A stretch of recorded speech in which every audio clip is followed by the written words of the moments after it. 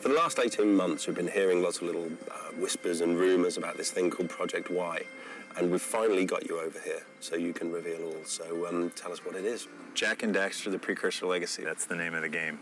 It's a mixture of a lot of different things. It's got a little Zelda in it, it's got a little Final Fantasy in it, it's got a lot of Mario in it, and it's definitely got its roots in Crash as well, although it's not a Crash game. It's definitely something new for us. And the people that have been playing it outside Naughty Dog say it's a very new experience because it's a lot more about the feeling and the exploration and not totally about collecting a certain number of this or collecting a certain number of that, which is what the Crash games were based on.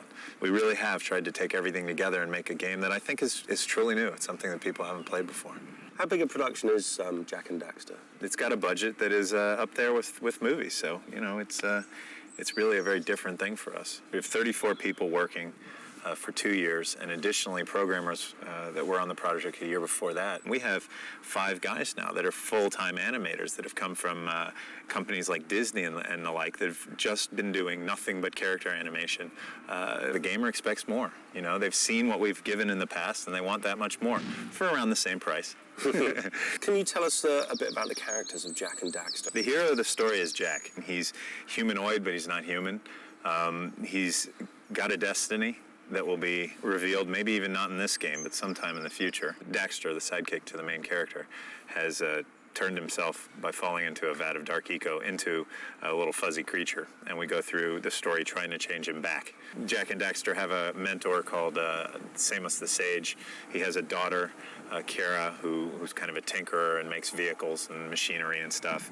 We have evil twins, a brother and a sister, that are pretty diabolical. So what kind of world do Jak and Daxter inhabit?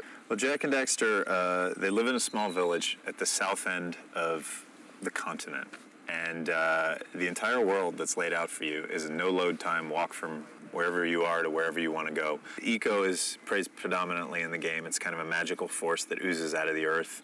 There's multiple different colors, and each one has a sage attributed to it. But for some unknown reason, Jak has the ability to take this eco and actually use it for whatever its purpose is. Their precursors were a culture that lived before any of our characters remember in the world, and they've left ruins all over the place. And one of the ruins that they've left around are giant robots. And no one really knows what they were for or what they did, but a evil sister and evil brother resurrect one of these robots and is going to use it to open a vault of dark eco, unleashing the dark eco on the world. So you're out to stop the evil sister and brother from doing this. Why would anyone want to pick up Jak and Daxter as opposed to anything else up on the shelves? There's nothing really that I see on the horizon that competes with Jak and Daxter for 2 reasons. One, the character action games, the free roaming, it takes a long time. It's quite hard to do, and we're trying to do something totally new, and I think not having the load times and being able to just completely immerse yourself in the world is something completely new. At the same time, you'll always have goals, you'll always have things that you need to do, and there is action in there are enemies to deal with. I also think graphically we're going to set a new standard, and people are going to want to play in a world that's really absolutely beautiful and extremely immersive, and I guarantee word of mouth is going to carry the game, so I have no fears. I really have no fears. Millions of years ago, Crash Team Racing started off, I think, as Project X, and then for the last year, 2 years, we've been hearing about Project Y, which has now been revealed. So when can we expect Project Z?